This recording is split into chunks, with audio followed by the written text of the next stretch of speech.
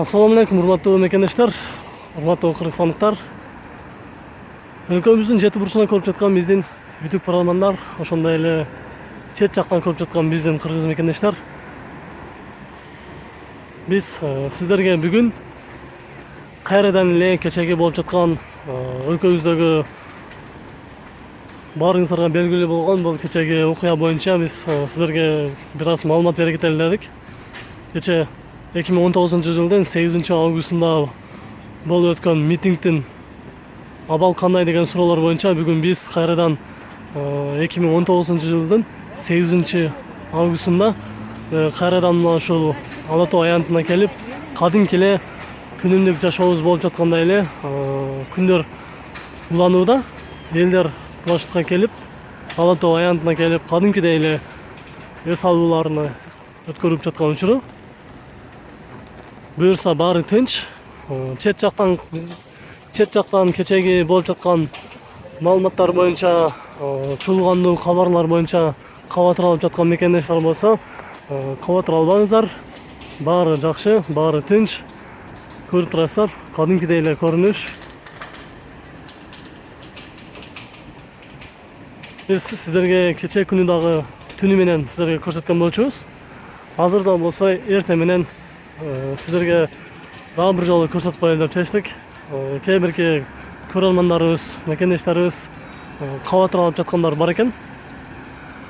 Мекенибизде кандай эмне болуп атат, кечеги жаңылык боюнча эмне болду, тынчтыкпы деген суроолор боюнча биз сиздерге толук түрдө көрсөтүп коебуз. Кабатыр албаңыздар, урматтуу көрөрмандар. Баары жакшы, баары тынч.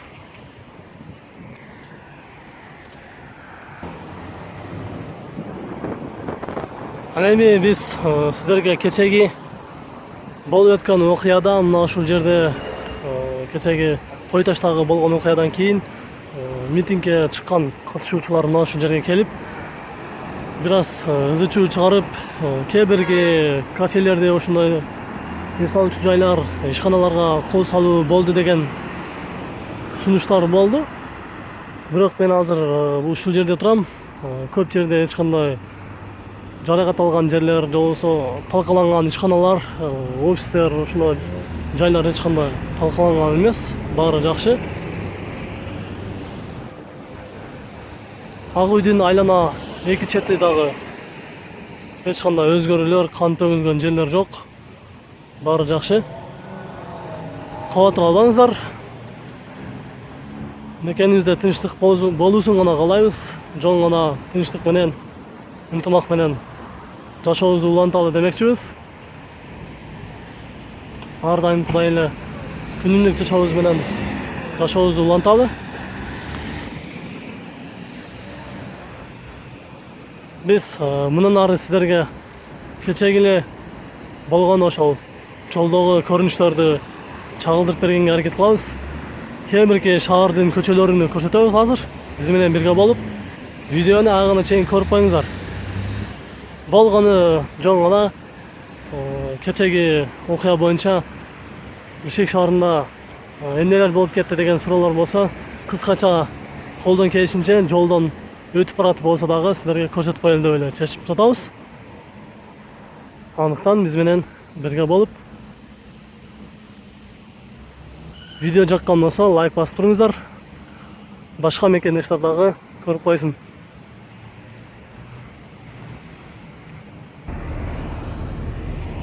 Мына ушинтип мекендештер, биз сиздерге Ала Тоо аянтынан Чүй проспектисин көздөй баратабыз. Чүй проспектиси менен Советский Абдрахманов көчөсүнүн кесилишине оңго кайрылабыз. Тактап айтканда ал жакта ЦУМ, ошондой эле ГУМ чоң эс алуу жайлары жайгашкан. Баарыңыздар жакшы билесиздер.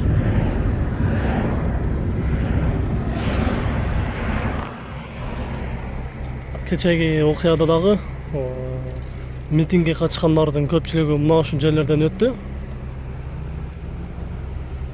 Биз сиздерге ушул жерлерде азыр көрсөтүп жатабыз.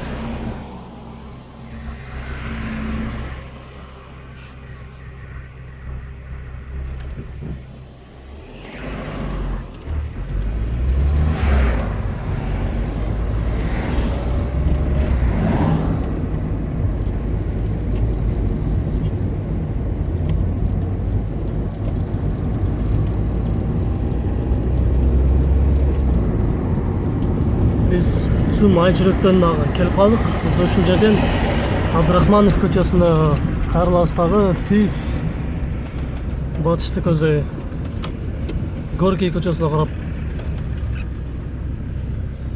баратабыз азыр.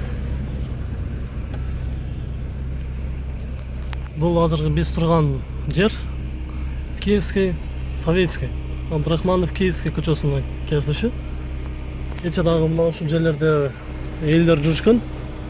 Түнкү саат 1-2-лерде дагы биз ушул жерде көргөнбүз. Азыр баары жакшы экен.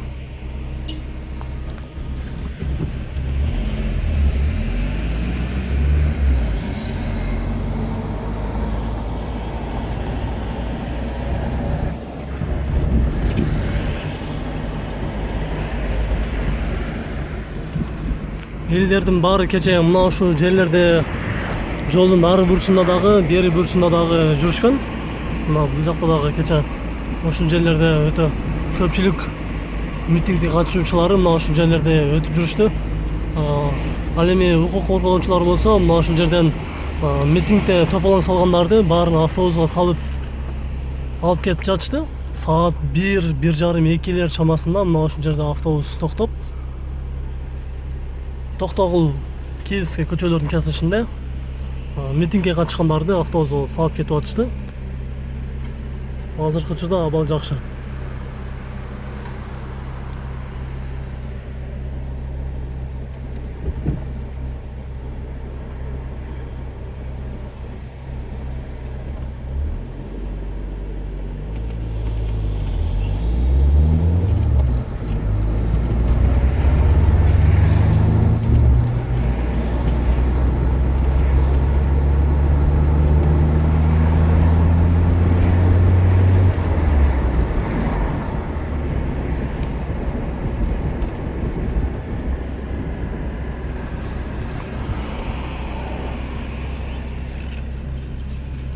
Урматтуу мекенештер, бул көчөнү дагы жакшы билесиздер. Московский көчөсү болот. Азыр биз Советский, Московский көчөлөрүнүн кесилишинде турабыз. Моссовет деп коет, баарыңыздарга белгилүү болгон көчөлөрдүн бирөөсү. Биз азыр мына ушул жерде турабыз.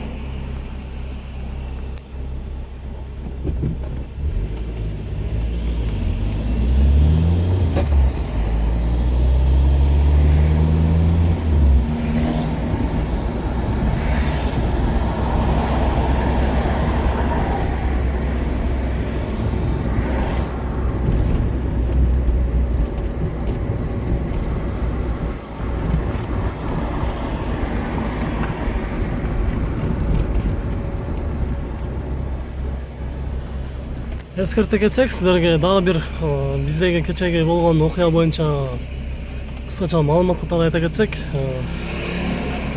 азыркы учурда баарыбызга эле белгилүү болуп атат. Мына Бишкек шаарындагы тактап айтканда Борбор калаабыздын ичиндеги мына жайгашкан камераларды, кээ бирки жерде орнотулган камераларды талкалап сындырып салышыптыр. Бирок биз ошол учурда тартканга жетишпей калдык. Кээ бирки көчөлөрдө ошо камераларды дагы талкалап салышыптыр. Биз сүрөттөрүн дагы тартып алганбыз, бирок видеого тарткан эмеспиз, бирок сүрөттөрү бар. Кээ бир камераларда жерде жаткандары дагы бар. Сындырып атайын ошол бөлүкчөлөрдүн бөлүп талкалап салган учурлардын дагы көрдүк өз көзүбүз менен.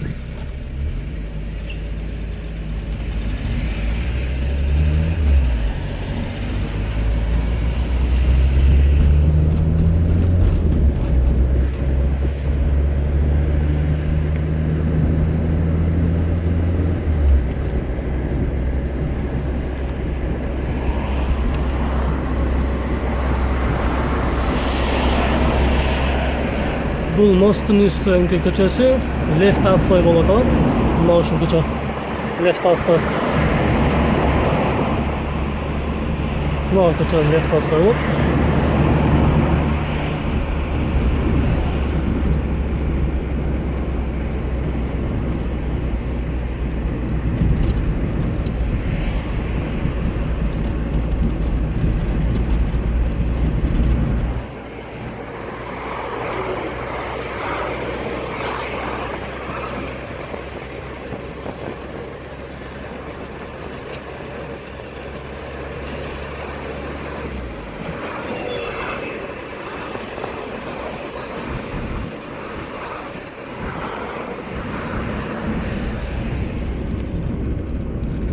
Кечээ саат 12:30 чамасында дагы мына ушул жерде дагы өтө митингге катышкан уюштуруучулардын көпчүлүгү мына ушул жерден дагы өтүп кетишти.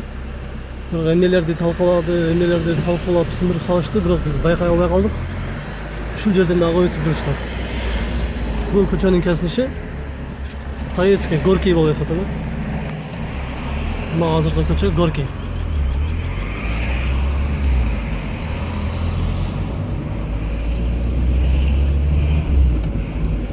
Урматтуу көрөрмандар, биз силерге кыскача көрсөтүп бергенге аракет кылдык. Мекенибизде тынчтык болсун, ар дайым тынчтык менен эле жашап өмүр сүрө берели. Эч кандай провокацияга алдырбастан. Кээ бирки фейк маалыматтарга ишенбеңиздер. Алар ошол кайсы бир жерден бир нерсени эле тапса, сразу ошонун үстүнөн талкуулап бир чыр чыгарганды башташканды жакшы көрүшөт. Ошондой адамдардан алыс болуп, көп жалган таратылган маалыматтарга көңүл бурбастан, кээ бирки YouTube'дагы каналдардан фейк маалыматтар келет. Ошолорго көңүл бурбаңыздар. Кээ бирки официалдуу каналдар бар, ошолорго катталып, ошолордон толук маалыматтар алып турсаңыздар. Интернетте, YouTube'да, тактап айтканда YouTube каналдарда көп маалыматтарды жалган эле опыртып, алдап эле жүктөп коюшат. Ошолордон алыс болуңуздар. Буюрса баары жакшы болот. Сиздер менен кайрадан эле бир кабар болду. Көрүшкөнчө сак саламатта туруңуздар. Видео менен бөлүшүңүздөр. Мекенибизде тынчтык болсун. Видео жаккан болсо досторуңуздарга жибериңиздер.